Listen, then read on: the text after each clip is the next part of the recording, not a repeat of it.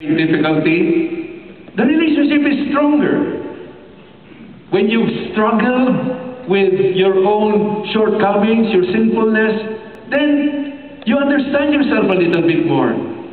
When you have to work out the great disagreements and fights that you've had, then you go to a new level in your relationship with each other. So it is God restoring to an even greater plane.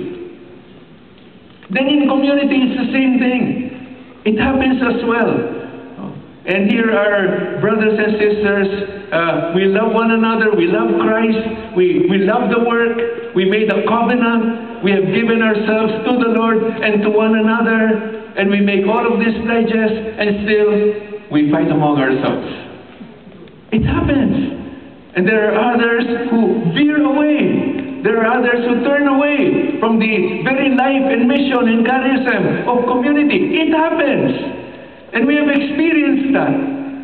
But then, again, in the great mercy of God, He restores.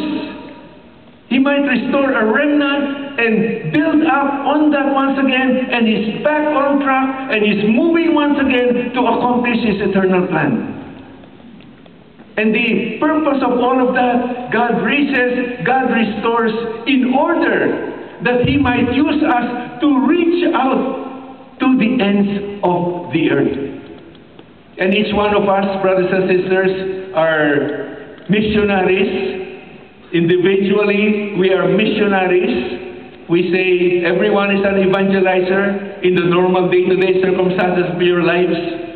You don't have to volunteer to go off to Latin America or to Africa. You can still do that if you want to. Later, the line forms to the left and you can speak to me. But in the normal day-to-day circumstances of our lives, God gives us the opportunity to speak His word, to share about what He is doing in our lives.